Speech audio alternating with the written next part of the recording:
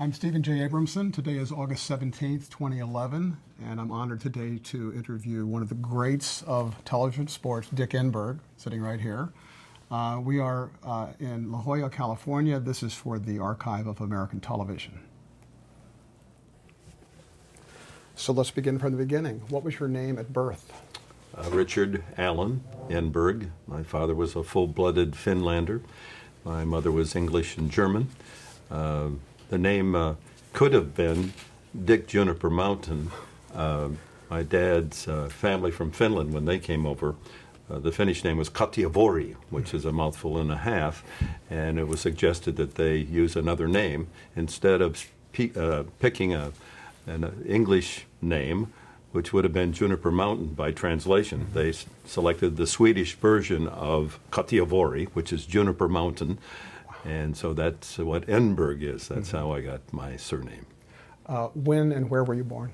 Mount Clemens, Michigan, on January 9th, 1935. Did you have any nicknames when you were growing up? No, Dick, and one that annoyed me, my mother, when she called me Dickie, and it took a while as an adult to correct that, but that was as close to a nickname. In college, because I always talked a better game, one of the baseball pals of mine, I was from a very small Michigan farm town, Armada, spelled like Armada, Armada, Michigan, and so a close rhyme, he called me the Armada Tomato. Not exactly complimentary, mind you. And in fact, when an article was written about it, my dad sent it home to his family in northern Minnesota. They sent back the transcript of the local newspaper in Virginia, Minnesota, and they had taken the article word for word, except when it came to Armada, they put in tornado instead of tomato. What did your dad do? He worked in the factory. He was one of the few in the family that had a high school education, and then he migrated from northern Minnesota, the iron ore range, to Detroit to work in the automotive factories. And then, as we moved from California to Michigan as a youth, he bought what was a fruit farm, mostly apples and peaches and cherries, and we had corn on the cob and popcorn and honey because you needed bees for the pollination of the fruit. About a 40-acre farm, too big for one man to work and too small for one to really support his family with a decent income. So it was an awkward time. We had no indoor plumbing. You basically walked to and from school and did a lot of hitchhiking to go anywhere that I wanted to go. And my kids say, "Okay, Abraham Lincoln, let's go on." And did you have shoes? But it was.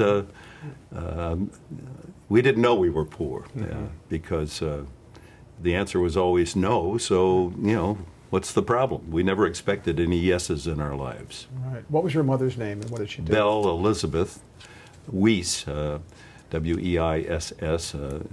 Her family was basically German.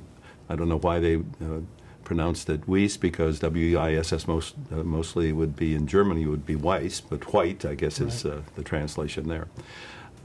She was a mom and a housewife and struggled through the difficulty of a woman without a car, living in a house that had basically no water during the summer because the wells went dry, and for our restroom facilities, you went outside to the old two-holer. Right. Do you have any siblings? Yes, I have a brother, Dennis Peter. He's has a doctorate and is a retired teacher, a professor in North Carolina, and sister Cheryl Linda Cedarberg. She lives in Michigan, in Pinconning, Michigan. What traits do you think you inherited from your parents? Well, I was fortunate that my father had a terrific speaking voice, so I borrowed that from him, and he deserves full credit.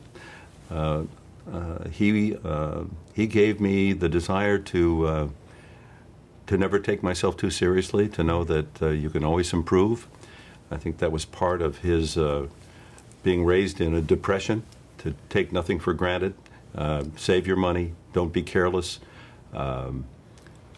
Believe in yourself, look in the mirror, and realize that's the person you are, and you better satisfy that person. And he was real tough in terms of any praise. While he supported all my athletic endeavors, and that was my dream, to be a great athlete someday. And of course, that didn't materialize, but he was right. I did talk a good game. When I did play well, he never found reason to praise me, nor if I did well in school. There was never a, boy, that's terrific, you've got it now. It was always, well, you can do better, and it was annoying at times. It didn't always please me. I remember, and it's an incident that has impacted my entire life to this day. Coming home from a high school game, we didn't have a very good team. We won a couple of games. Give you an idea how poor the team was at 5'11 and a half. I was the center. I fouled out of every game. It accounts for my broken noses. I was elbow high when I tried to defend, and I had to grab a lot and push back, and I fouled out of every game. Finally had a good game, scored over 20 points, and came home. Dad had gone to the game, went upstairs in our farmhouse, and he was already in bed. My mother and father were divorced at this time. Sat on the edge of the bed, and with the intent of coaxing him into a little praise because I'd had the best game of my life. And it wasn't forthcoming. And finally I said, I don't know if you were keeping score tonight, Dad, but I think I had 22. And he said, yeah, and your man had 25. And I said, it's going to really kill you someday to say something nice about me, isn't it? And he grabbed me by the shoulder as I sat on the edge of the bed, and he said, the day you think you're so good that you can't improve, you can only go one way. And he pushed me off the edge of his bed. Well, I went to bed that night crying and mumbling about how mean my father was. But it's been a lesson that motivates me to this day. That he was absolutely right. As soon as you think you are so good you can't improve, you can only go downhill. How young were you when you knew that you loved sports? Oh, there's pictures of me in a diaper at 14, 15 months old with a miniature baseball bat that my mother said I was teethed on that bat. Her father owned a little grocery store in Mount Clemens, Michigan, and he loved baseball. He was very proud of the fact that he never missed an opening game for the Detroit Tigers, 35, 40 years. Had a couple of baseballs that he had autographed by the Tigers and Chicago White Sox, and they weren't just in a little pedestal on a mantle. They were framed and pink pleated silk behind them, and they were his treasures. And I can remember at 4 years of age, I'd go into the grocery store, and he had Superman bubble gum. And if I could answer a baseball question, I got some Superman bubble gum. So I've been motivated really from my first words to love the game and love games, and my dream was always to be that outstanding athlete. Were the Tigers your favorite team, baseball team, as a kid? Well, in growing up during World War II, we lived in California, and at that time, of course, there was no major league teams out here on the West Coast. We had the Hollywood Stars and L.A. Angels and the Pacific Coast League, and so at that time, the Angels were my favorite team, and that actually served well because I eventually became the Angels announcer when they were a major league franchise. But when we moved after the war in 1946 back to Michigan and he bought this farm, I was in the 7th grade at the time, then immediately the Tigers were my team. And my dream was to play right field for the Detroit Tigers. And baseball was your favorite sport, right? Or is your favorite sport? Well, it was and still is. And it's even as an announcer now, it's my favorite sport. It's the best announcer game. It's the most challenging. It's the most difficult. And it allows the pace of the game for you to be a part of its analysis, its history, its humor. It is the ideal game for a broadcaster, and I've always contended that anyone who can call a baseball game well can do any other sport. It's just a matter of study, the training that's required to be an outstanding baseball announcer. You know, they're the real poets of our profession. I mean, Vin Scully is the poet laureate of our sportscasting profession. When you were growing up, were there other sports teams that you liked, or was it pretty much baseball all the way? Oh, no. When baseball was over, then it was the football season, and so it was the University of Michigan or the Detroit Lions, and you had your heroes there. Doak Walker was a small number 37 in the Honolulu Blue and silver of the Detroit Lions, and because he was little and good and I was never very big, he was the player that I idolized and pretended to be. And basketball was, it's interesting that at that time in the 40s, basketball was not the major sport that we know now. I mean, the Pistons were the Fort Wayne Pistons that came to Detroit and became the Detroit Pistons. And basketball was, there was interest in the collegiate game. Certainly in Michigan, where you have to go indoors in November, basketball was important at the high school level. But as far as having a player or a team that you really couldn't wait to hear the next game, actually at the time, hockey was of much greater interest. The Detroit Red Wings were three-time Stanley Cup champions in the 1950s, and they had great teams with they had what they called the production line, playing off the assembly line of Detroit. Sid Abel at center, Ted Lindsay at left wing, and Gordie Howe at right wing. Bill Quackenbush and Jack Stewart at defense, and I could go on, Del Vecchio and Pronovost and all the rest. And one of the real treats my father occasionally would offer was on Sunday nights, because at that time there were only 6 teams in the National Hockey League, and they had blue laws in Canada. So the Maple Leafs and the Canadiens, Toronto and Montreal, never played on Sunday, and they'd come to the States. So often there would be a Red Wing Sunday night game. And a few times in the middle of winter, in the teeth of some really ugly weather, we would drive from our farm down to Olympia Stadium in Detroit, downtown Detroit, and we would stand in line in the snow and wind and ice for an hour or 2 hours to get a standing room ticket to get inside. And we would stand way up in the top level of the stadium, and I could never have been happier. I mean, it was never cold waiting for that ticket, and then to be able to be inside and see this marvelous team, the Red Wings, perform with my father was an enormous treat. What about broadcasters or announcers? Were there any that you were aware of or that you liked back then growing up? I think every kid kind of copies the announcer of the team that he follows. And when I played little games, on a farm, you didn't have a whole bunch of kids that came over and you played catch or football catch or whatever. You did those games on your own. So you pretended to be your local announcer. Van Patrick was the announcer of both the Tigers and Lions as I grew up through high school.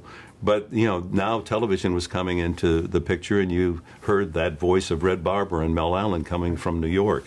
Bill Wismer and, Harry Wismer and Bill Stern were the radio voices of college football. And if you were lucky, you got near a radio on a Saturday and you heard them manufacture the game, because often they didn't have to tell the truth, as we've learned later. But nevertheless, they painted those marvelous pictures, and in many ways I still feel this way and try to explain it to young people who ask, what did you see when you listened to a game on radio, or you listened to an old radio show, whether it be variety or a mystery show or the Great Gildersleeve. Well, you saw things in your own mind, and the person next to you didn't necessarily see the same picture. But we all had a wonderful means of being entertained through that radio and through our own mindset, and our own dreams probably came into play there. That's why I'm wandering around, but the answer to did you have favorite announcers? They all were. You copied them, and I still feel that I've borrowed a little of the dramatic flair of Bill Stern, who could lower his voice when the ball got inside the 10-yard line. That it's an important technique to share the emotion of the moment, and he did that extraordinarily well. And then later, Ernie Harwell became the Tiger announcer, and one of the most beautiful men that sportscasting has ever had, and became a friend, and admired how he could say so much with so few words. And that's a challenge for all of us, because we all talk too much. We're paid to talk. And then we go to television, and really the pictures so often say it better than any verbiage, and yet we just can't contain ourselves. What's the earliest television you remember watching?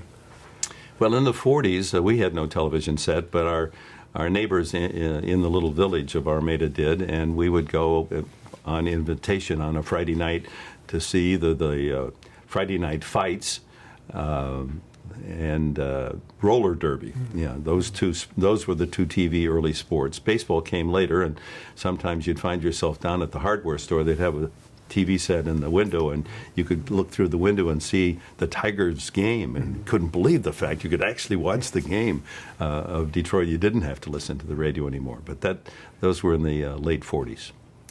What did you major in college? Well, I went to Central Michigan and majored.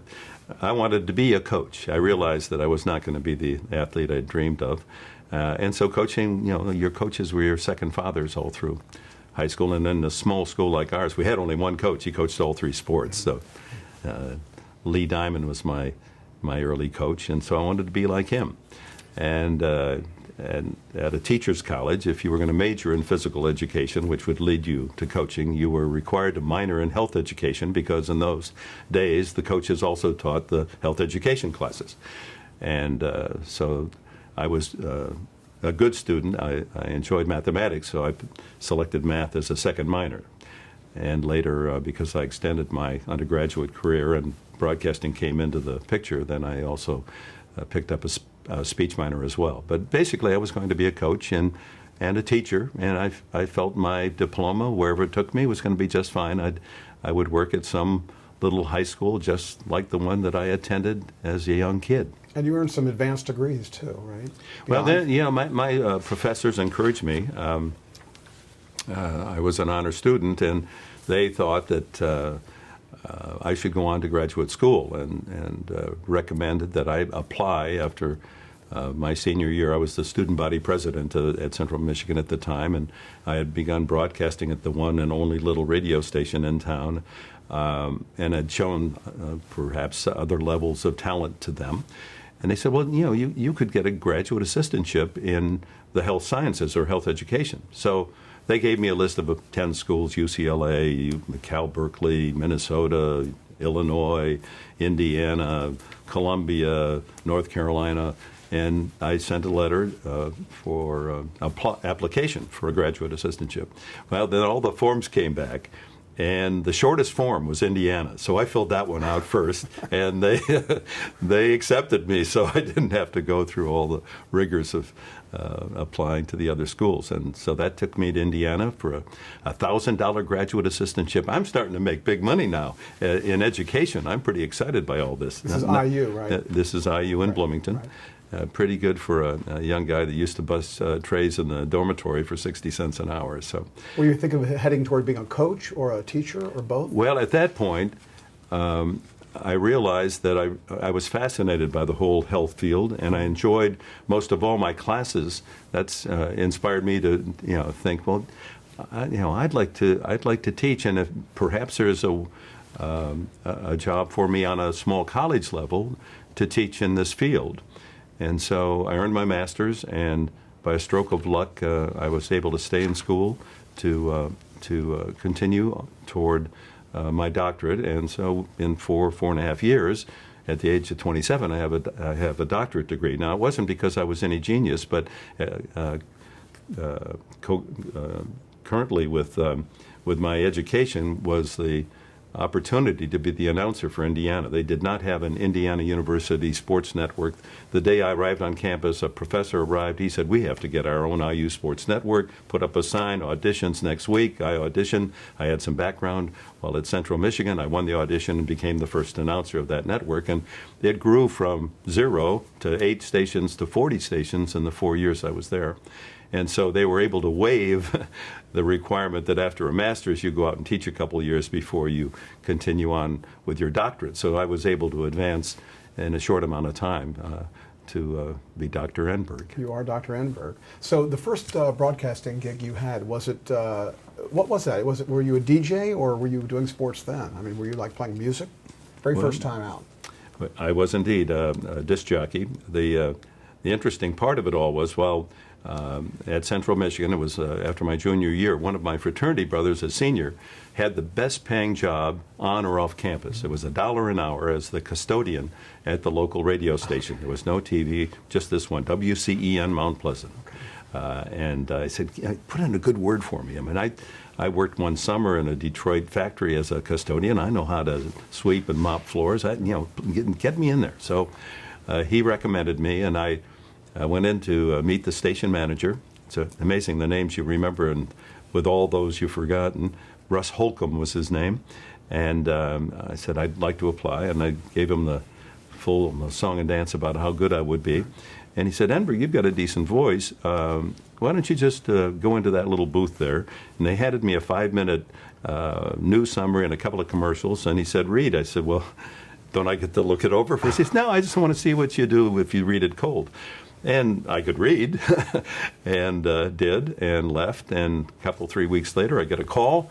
And he says, come into the station. And I did. He said, you've got the job. I said, where's the broom closet? He said, no, you're our new weekend disc jockey. I'd never been in a radio station before. And so I didn't know how to run the turntables or how the mics and the volume. And I was a total mess. You know, the records were scratching. In those days, you had the big records, and finally learned that craft. And my good fortune was 3 weeks later, the sports director, who was doing everything, high school, college, a nightly sports show, left the station, and they knew of my passion for sports. They said, would you like to replace him? And I said, absolutely. I did handsprings around the studio and said yes, and now I'm doing a high school football and basketball, college, the College Central Michigan games, Little League in the summer, Golden Glove boxing, and writing my own 15-minute sports show at 5:45 every night. And my eyes glistened, and with hope I said, by the way, how much does the sports director job pay? He said, $1 an hour. So the quality level of WCEN was not high. Good fortune for me. What brought you to Southern California to pursue broadcasting opportunities? You were in Michigan at the time, so. No, I went from Michigan to Indiana. Oh, okay. I'm in Indiana, right? I'm sorry. I'm in Indiana. I've completed my 4 years doctoral program, and I'm interviewing for jobs. Okay. I thought Indiana was going to hire me. There was talk in the back because the sports department said that, you know, he's created this IU Sports Network as the announcer. We'd like to keep him. He's good, and we're getting good feedback by it. And at the time, because of my math background, one of the most difficult, or the most difficult graduate in the School of Health Physical Education, the most difficult class was advanced statistics, which was easy for me but very difficult for a lot of other students. And the professor, Dr. Phillips, she became ill and had to leave her position, and they had no one else on the faculty who could teach it. And she recommended me. And so here I am. I'd visit with her. She'd give me lesson plans, and I'd administer the tests and that sort of thing. And I'm the youngest person in the classroom teaching the most difficult class. And I did well enough, I'm sure. So now I proved myself. I'd already taught things like first aid and freshman health, and so they knew I could do that. And here's the sports, the athletic department. They want to keep me, and I figured I'm going to get the, this is going to fall right in my lap. I'll stay here. I'll be at Indiana the rest of my life. The dean called me in, a dean at the school. I had one suit, a green khaki-ish colored suit. I had, in those days, as most of us did, the short crew cut. And with this fat face of mine, I looked much younger even than 27. I go in figuring he's going to offer me the job. And he said, Enberg, I understand you're interviewing for positions. And I had at South Carolina and Central Michigan and Temple University. I said, yes, sir. And I laid that out on him to make him feel good about hiring me. And he said, well, I just called you and I wanted to give you a little piece of advice. I said, yes, sir. And he said, it's about your hair. He said, you know, you look like a shaved prostitute.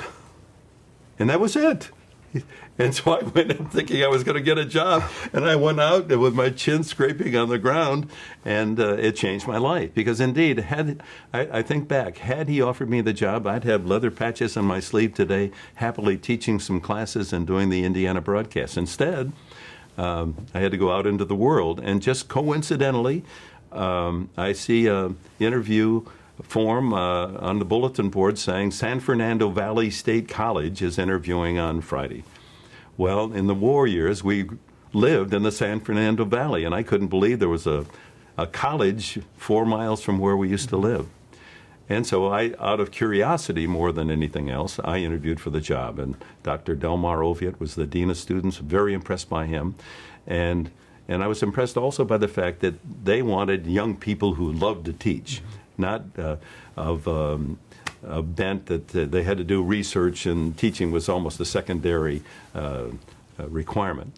And I liked that. And then he said, but the one other, there's an assistant professorship open at the school. It was only 3 or 4 years old at the time. Now it's Cal State Northridge. And he said, but we need an assistant baseball coach. And you got me. I mean, I'd given up hopes of coaching, which was my love, and wanted to do that years before. Now I was going to be able to teach, be a professor, and coach baseball too. Perfect. And that sent me to California in 1961. So that wasn't broadcast related at all, it sounds like. This is completely a teaching job, coaching job. Absolutely. Okay. There was no broadcast involvement at all. Although it had a taste of blood now, and I knew I enjoyed it, and I thought I was pretty good. I was doing Indiana games and in the Big Ten, and so I was looking for an opportunity to apply those skills for a secondary job, weekends, to supplement, if not complement, a poor teacher's income. As an assistant professor and a doctor's degree, I was making $4,200 a year. So did that lead to a KGIL? KGIL in the San Fernando Valley as their disc jockey. I mean, I was the summer relief man. So when the morning disc jockey went on his 3 weeks vacation, Enberg took that job. Afternoon the same, evening the same. News man went the same. In the meantime, they didn't have a sports department as such, so I encouraged them to have a sports show, even if it's a weekend high school scoreboard show. And so that was my entry into the Southern California market. And what was next? Was it KNX? Well, I kept hoping that there would be other opportunities, and I interviewed with literally every radio station and TV station in town, trying to impress them that this guy Enberg from Indiana, with all this experience and talent, you ought to think about hiring him. And KGIL was the first, but there were a few times that in the process of trying to be heard, I advanced beyond the secretary of the station manager, 3 or 4. And the only reason I did was I said, tell him Dr. Enberg. I finally thought I'd lean on that maybe they thought I was a medical doctor. That's the only reason I got into his office. And all 4 of those stations eventually hired me on some basis, part-time. And there were 3 or 4 years of that where I did enough work that the other sportscasters knew of me and would recommend me for a USC UCLA water polo game. I was recommended to do that for Channel 11 in Los Angeles. I'd never even seen a water polo game. I didn't know how they got the horses in the swimming pool, but I could study in a hurry, and I'm maybe as proud of my work on that as anything I've ever done. So eventually, word got around, and Gene Autry's radio and television station in Los Angeles was the TV station, looking for a new sportscaster to do the sports on the news. And I auditioned for that, and they hired me at $18,000 a year. I found out later that was 10% less than the AFTRA union minimum. So that's why they hired me. There were plenty of other people that would have loved the job, but they got a bargain, Dick Enberg. But going from a teacher's salary of less than $5,000 at the time to $18,000 was a major leap for me. That was the mid-'60s or early mid-'60s? That was in 1965. So when you were when you talked about all the part-time radio jobs you did, were you juggling jobs at the same time? Were you working simultaneously at different radio stations before you went to KTTV? No, it was I was a full-time professor, right? And I was finding time on the weekends to go work for one station. Oh, okay. And so I might have worked a year doing radio for KNX, and then another year for another station in town, and wherever somebody might need me, and then I'd get an occasional TV job. Probably the most important thing, the very close friend became a very close friend. I had met him while doing a weekend replacement at KNX, the CBS radio station in Los Angeles, and so was he. And he was a wonderful writer. Chuck Benedict was his name, and he also did some play-by-play in sports. And he took a liking to me and mentored me and fathered me in terms of the Los Angeles market. And to show what a generous man Chuck Benedict was, in 1964, he was doing weekend sports for KTTV Channel 11 in Los Angeles. And they decided they were going to call 4 of the football games of L.A. State, Cal State Los Angeles, because they had a terrific team. And indeed, they won the small college national football championship. Homer Beatty was their coach, and a couple of their kids played in the NFL. So they're going to do 4 games. He told me about it. And he was in line to get that job. But he said, you ought to audition too. So I did, and I got the job. And what a good friend. I mean, he didn't need to recommend me or allow me a chance to take him out of a position that he would have enjoyed as well. Well, my good fortune, again, they win the national championship. So those 4 games became, while they were small college games on local television in L.A., there was considerable interest. There was publicity, and people heard me do football. So now, instead of going to a TV station and say, I want you to hear my Indiana University tapes on radio, I had a chance to show them a video presentation of what I could do. And to get that audition tape, I went to KTLA, which was Gene Autry's station, and I said, I need somebody to help me get a dub of this game. And everyone I've talked to says it'll be $200-300. I don't have that kind of money. Could you help me out? And he said, let me just hear the tape. And so they listened, the engineers listened to it, and they said, you're pretty good. They called over the program director. I said, listen to this guy. He's got some talent. And he said, yeah. He said, we'll do it for $50. And then that's how I was introduced to KTLA and Gene Autry and got the audition and eventually got the job. But on KTTV, before that, was that the first time you were actually on television? Was it Channel 11? That was Channel 11. I did that water polo match, right. And I did some weekend news. So the first time you did that, the first time you actually were broadcasting on television, what was that like for you? That first time you appeared with a camera pointing at you? Well, it's hard to describe that because when you're dealing with radio, you're just dealing with people who can't see you. And somehow you're conditioned to relate to that. But now you're looking into a camera. There's no one there but the person running the camera and a couple of people on the stage, on the floor of the studio, and yet you're looking in there and you're talking to people face to face now. And I borrowed my teaching experience. You know what it's like being in the classroom again. I'm prepared. I have my lesson plan done. I'm going to present it as well as I can. I hope it's well written. I hope I can use a little humor to keep the interest alive. And I'm looking into that camera, and I'm anticipating the hands are going to be raised. And I better be able to explain if somebody doesn't understand. And that especially applied when working with a partner in a game. If he said something that was quite complicated, I would try to rephrase it and say, is this what you mean, so the audience might understand? Because I can see someone out there saying, wait a minute, what's he talking about there? And it's my job to make this lesson as palatable as possible. Who was the news anchor at KTLA in the mid-'60s? Bill Welch. Okay. Bill Welch was not the news director, the sports director, but he did everything. He, at the time, Channel 11 and Channel 5 and the local channels, CBS and NBC, all did the Rose Bowl parade. But the Channel 11 Rose Bowl parade always beat up on all the competition as the number one, and Bill was the anchor person for that. He was an all-purpose. He could do news, sports, special events, and he was the one who had heard about me and recommended that I do that water polo match. So at KTLA, you did boxing matches too? Well, when they hired me, yes. It was to do the news at, I guess we were on at 6 and 10, and the sports on the news. And then the first play-by-play opportunity came down the line. They said, Enberg, you're going to get to do, because I told them I could do anything from water polo to football. We're going to do a weekly boxing show from the Olympic Auditorium in Los Angeles.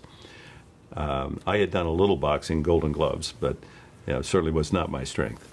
And at the time, it was a couple of months after the Lewiston, Maine, Muhammad Ali, Sonny Liston fight that everyone thought was a sham, that Liston went down and wasn't even hit, and let's get rid of boxing. And actually, as it turns out, Ali did hit him. They found film that showed it with a 1,000-pound punch.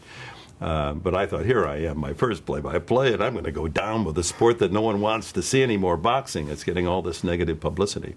So we started an Olympic Auditorium, a 9,000-seat arena in downtown Los Angeles.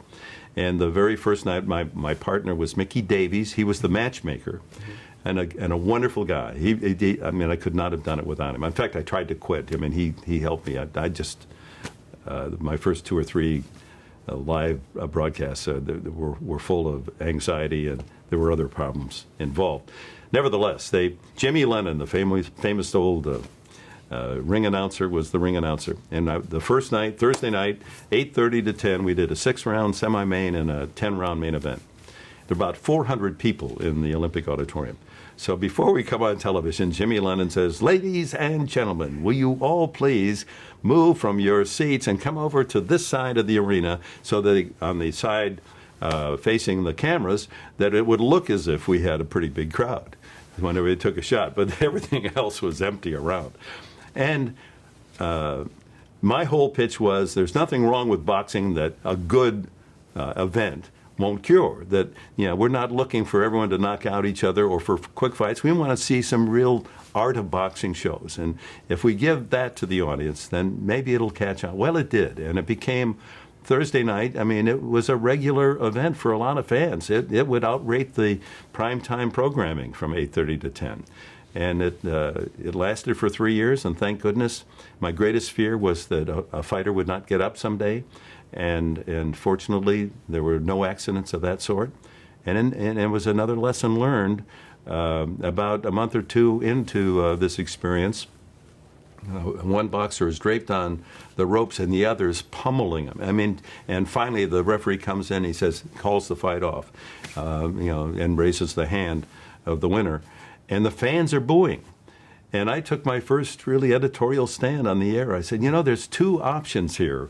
When we get a situation like this, the man was defenseless. He had no chance. Do we really need for him to be beaten up so he's unconscious on his feet and he falls down so they can count 10 to be satisfied? Or can we just say, yeah, he's lost the fight? Let's not have him lose his life and do the humane thing and call the fight off and award the winner. Well, after a while, there would be times where I'd say, what? I think the referee, to myself, is jumping in here too soon to end the fight. But they didn't boo. Mm-hmm. And I felt that if nothing else, the power of the microphone, I was actually able to influence boxing fans to do the right thing. Not cheer only when somebody is totally unconscious. You render a man unconscious. That's how you win. You render your opponent unconscious. Kind of in a way, a bad sport. Yeah. You'd kind of put out there that you could handle all sports, but in truth, was it when you were broadcasting horse racing, was each one like a new, unique challenge for you, or did you go into the same kind of general attitude about I can do this, I can master this? Well, I think it goes back to as a kid, devouring any newspaper in sports. I mean, even in college, and they'd say, "Where's the sports page?" Well, Enberg's probably got it. I mean, I wanted to read front to back every word, and same with any magazines, anything any sport. I was interested in all of them, and with my training as an educator, I always felt that I had enough basic knowledge as a fan that if I had that assignment. I'd never done an Olympic Games until I got to NBC. Well, that's a pretty big event to wrap your arms around. It's tough to embrace that. But no matter what the sport might be, there was time to do your research and study so that you wouldn't make a fool of yourself. And the more you did, the better you became. So you called the race at Santa Anita? No, I didn't actually call the races. Okay. But Channel 5 had a Friday night Santa Anita. The show had something with Santa Anita. It was a half-hour show, probably the time purchased by the racetrack for a TV show to promote the big races on Saturday. And so it required you going out to the track, doing interviews with trainers and jockeys and people associated with thoroughbred racing. Now, I was, again, a casual fan. I didn't realize that you have to earn the trust of the people in thoroughbred racing in a much deeper level than other sports. I mean, all coaches are suspicious of reporters, and players have been burned, and there's a certain amount of, wait, I'm going to see what he's all about. But everyone I met in racing felt that way. They didn't know who I was and if I knew anything about it, and they weren't exactly cooperative. Now, Dan Smith, who was the assistant PR man there at Santa Anita, was the writer of the show. And so I would do my 10 to 11 Channel 5 show. get in my car, drive out, and I'd sleep at his house because we had to get up at 4:30 in the morning because that's when all the trainers and jockeys and the horses are on the track to do the interviews. And how do I earn the trust? And he would give me all the questions. And I would ask the questions. And I didn't know if I was getting good answers or not because I didn't know the sport well enough. So about 2 or 3 weeks into this exercise, I said, I'm frustrated by this. I don't know. He said, no, you're doing a good job. I said, but the best interviews are when I can play off the answer. Mm-hmm. And I don't want to make, I'm not sure I know enough. So what we did then, he had the questions. I said, okay, I ask you the question, how will the race be run? Will you run from off the pace or do you want the lead? That's your question. Now, how would you answer that, knowing the person I'm going to interview? How would he answer that? And he said, well, he'll answer it this way. Da, da, da. So now I could expect the answer and play off it. Then it became rhythmic and proper, and I was part of the interview process instead of just, it's that old thing where you're so nervous you're asking questions, you've got 10 questions, and the first question is, tell me about your family. Well, when my father, that time, jumped off the cliff, and we found him down at the bottom, and we couldn't survive him. And is your favorite color red was the next question. You don't even hear his answer. And so now I was hearing the answer and able to be a good interviewer. And listening. It's all about listening, yes. Too, right? It's being part of an interview.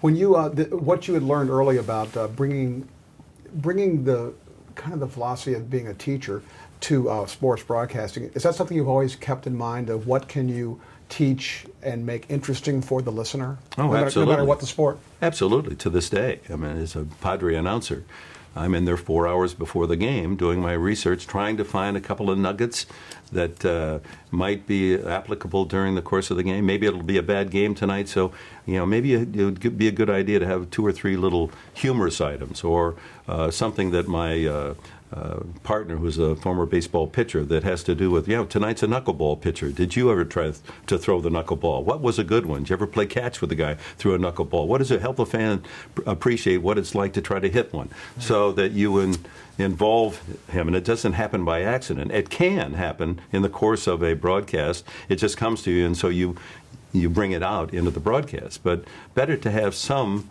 material ready for the process, because once again, it's a 3-hour. It's not a lecture, but it's a 3-hour opportunity. Your classroom has thousands, if not millions, in it, and they're all, I'm still looking into the camera and wondering if that best student is raising his or her hand. In 1966, you did radio broadcasts for the LA Rams football. Were you doing that simultaneously at the same time you were also on television? I mean, you were doing radio and TV? From boxing in 1966, my goal at that time was I thought that football was my best play-by-play sport, and that the Los Angeles Rams, being the professional team in town, should use me. And I've never been a cocky guy, but I guess I was a bit overconfident. And I wrote the owner of the Los Angeles Rams a letter describing my background and talent and how I really thought he should hire me as his play-by-play announcer. Well, once again, my friend Chuck Benedict was also a part-time employee of the Rams. And so Dan Reeves, the owner of the Los Angeles Rams, took my letter and happened to give it to Chuck and said, do you know this guy? Mm-hmm. Who is he? And he said, yeah, I do know him. And he's got some talent. And so they hired me to be part of the draft. In those days, the AFL and the NFL were drafting the same players, and we'd get on the phones to talk to Joe Smith at the University of Mississippi. Well, how are you leaning here? If we draft you, would you be excited about coming to the Rams? How about the AFL? Who's talking to you? So we were, super spies trying to find out what was happening in this whole process where the two leagues were competing against each other. So they hired me, and it was a way to get to know some of the Ram personnel and Mr. Reeves. And fortunately, CBS, because I was bugging them too, hired me at the same time, or offered me a job to be their announcer. In those days, they had a scoreboard show after the NFL game, and different parts of the country had different announcers who would have a big board, would give the scores. Usually it was in a room off the locker room. You might do an interview, and I had been, badgering them forever, and they finally said, let's get rid of him. Let's hire him and see if he's any good.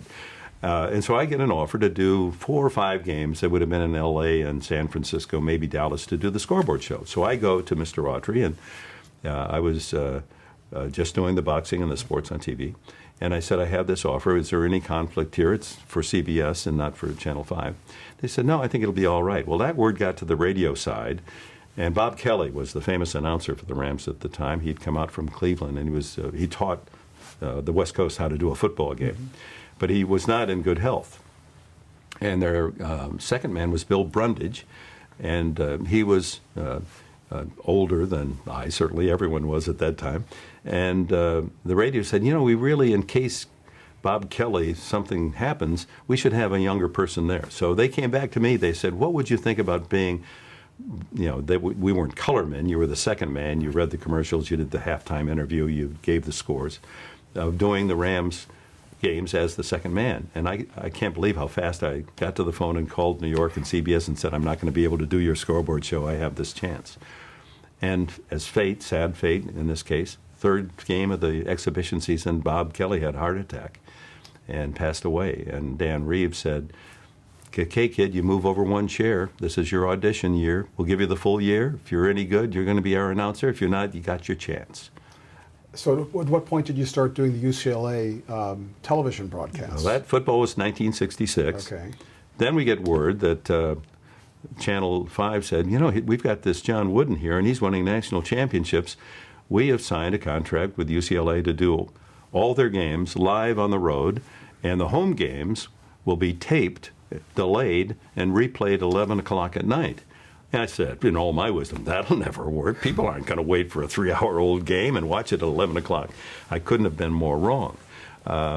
It became a cult following. People that went to the game could leave the game at 10, get home by 11, and watch the game on television and see it differently, see it through my eyes or see it through the camera's eyes from a different angle.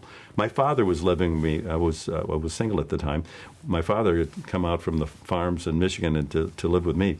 And I couldn't call home between 8 o'clock and 11 o'clock because he wouldn't answer. I said, Dad, you've got to answer the phone. It could be an emergency. Oh, you'll tell me who won. I said, you know who won. UCLA always wins. He said, but then you'll tell me the score. And I want to be surprised. Well, that was the truth. The matter was a lot of people were doing exactly that. And Bill Walton, who was one of the star players for John Wooden, we've become friends here in San Diego. And he said, you didn't know this, but we'd play a game. And then we decide where are we going to go for pizza afterwards. And we turn on the game and we'd have a little lottery. How many times will Enberg say, oh my, tonight? I said, boy, it was a great game. I bet he said, oh my, 10 times. So we'd all pick a number for oh my and keep a scoreboard to see who would win the oh my game. So it was a time of rubbing shoulders with greatness, the greatest coach in the history of the game. I didn't have a color man. I did it alone. I flew solo. 9 years I did the UCLA games. And to show you what a good announcer I was, they won 8 national championships. You can be a really good announcer when they win all the time. That's catchphrase, oh my, pretty famous, associated with you. Do you remember the first time you actually uttered it, or is it something you became aware of? Or fans told you about?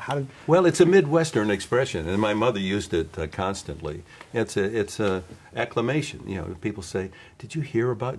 Oh my, is that right?" Or "Oh my, that happened too." Oh my, Well, I heard that a lot from my mother, and when you're in the Midwest, you'll hear it constantly. It's a common expression. Well, when I went to Indiana, I didn't use it at Central Michigan when I was calling the games there. But I went to Indiana. When I won the audition, I'm saying, you're doing Big Ten games now. I mean, you've got to have a catchphrase. You've got to have that punctuation mark. And all the good ones were taken. All the religiously related, the Holy Toledos and the Holy Cows and those. And Red Barbers, Oh Doctor, Mel Allen. How about that? Well, what am I going to use? And I thought about, well, how about oh my? And so the first couple of Indiana football games that I did, I threw in a couple of oh my's on either a surprising play or a touchdown play. And I was in the graduate dormitory, and all of a sudden guys were saying, hey, Enberg, oh my. And I thought, okay, that's it. And it's been, since 1957, a very good friend. When you were broadcasting the Bruins UCLA, there's kind of a famous story in the lore about you singing "Raindrops Keep Falling on My Head." Can you tell me about that? Burt Bacharach still turns gray in the face when he remembers. I said, "Did you hear me do that?" He said, "Yeah, you really can't sing." But it was an incredible moment. 1970 was the year. UCLA was in the run of their championships. Again, I didn't have a color man. And at the time, college basketball, once you advanced the ball beyond midcourt, there was no time limit. And there was no, you didn't have to pass the ball. There wasn't a clock. You could really do anything you want. Well, this particular game started the Pac-10 season. UCLA is hosting Oregon. Oregon's not very good.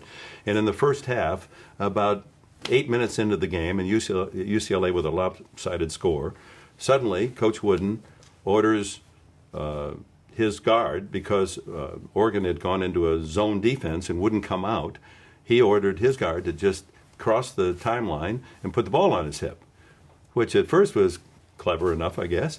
But here I am trying to describe this, and so nothing's happening, and I, being a former teacher, feel I got to fill the time. So with something of quality, well, as you can see, nothing's happening, and there's 12 minutes to go, fans. And let's look ahead at the schedule. The Bruins will go up north and play Cal Berkeley and Stanford, and then come home. It'll be Washington State, and boy, it could be a tough one down the line. They're going to play Notre Dame, and now there's 10 minutes to go. And hey, let's look at the banners up there. They're the national championships. How about it? They're UCLA. They won here, and they won here, and they won there, and tried to name some of the players, and so I'm killing. Finally, I said, again, you had to be honest with your classroom. If you didn't know, you didn't punish somebody for a bad question because you didn't know. You said, I'll find the answer. So I finally said, folks, I've run out of stuff. You can see there's no activity.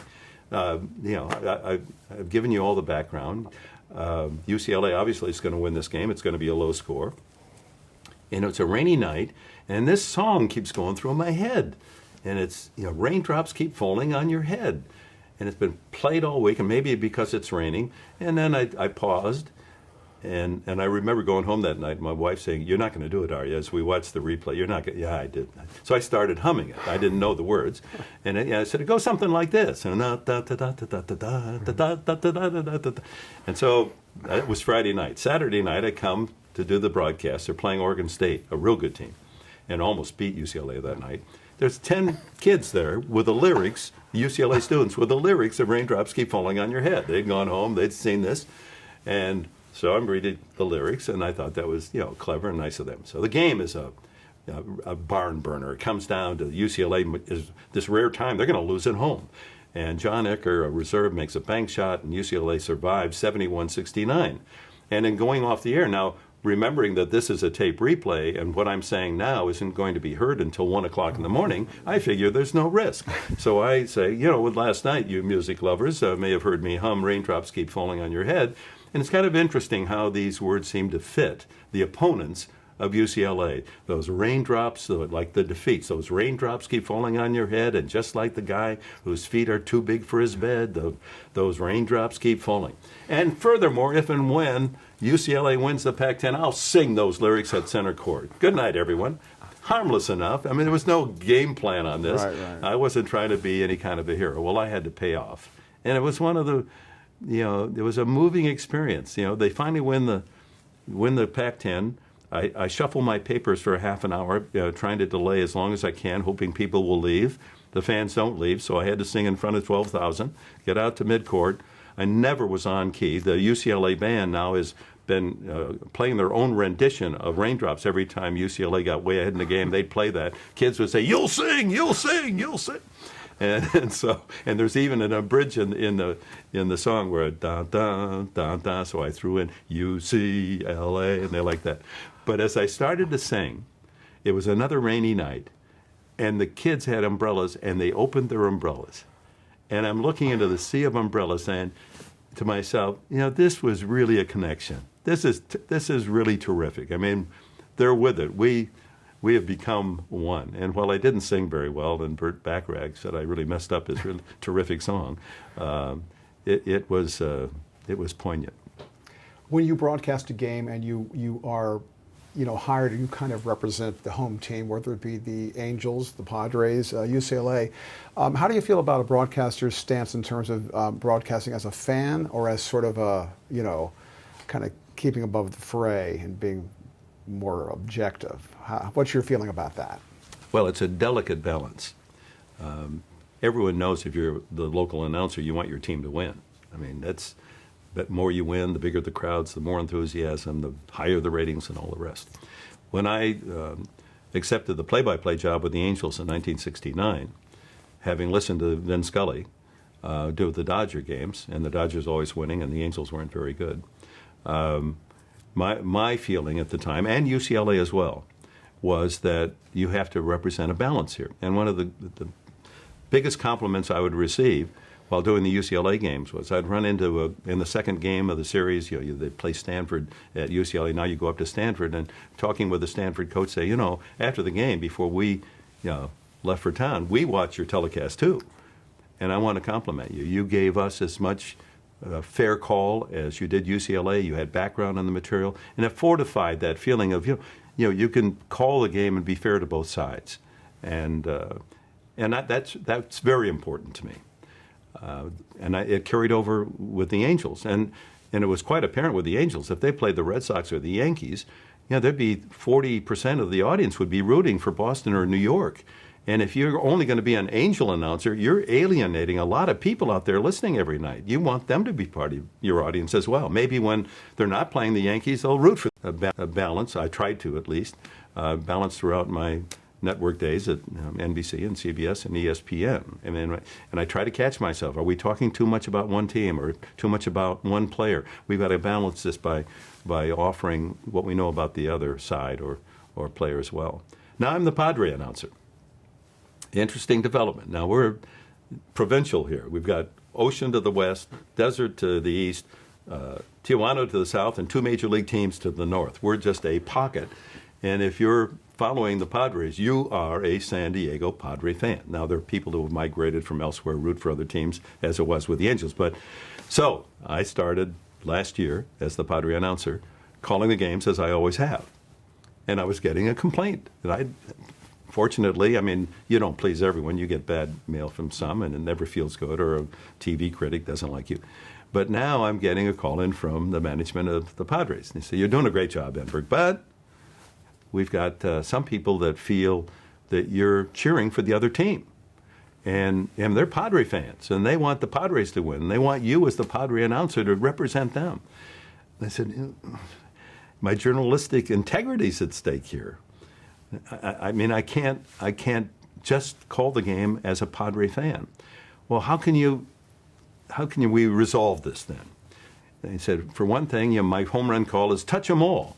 What if you don't say touch 'em all when the other team hits a home run? It's just a home run. Well, okay, I can make that adjustment. And when you say, oh my, what a catch, maybe when they make the same great catch, maybe it's not an oh my, what a catch, but nice catch. Well, so I've tried, in trying to please my audience in San Diego and the people who employ me, I have had to adjust my style somewhat. It's tough. It's tough to do that because the game is beautiful and it's played brilliantly by both sides. And the crescendo of a baseball game can happen with any person in any uniform or any manager. And I want to be fair in the call of that. And my feeling is if it's a great catch, my voice has to raise and I have to give them the oh my as well. So this is going to be a tug of war. I'm old enough now, I'm an old dog that can kind of adjust somewhat. But deep in my heart, I feel I do an injustice to my profession and to the game if I don't represent it honestly. Okay. We're going to change tape.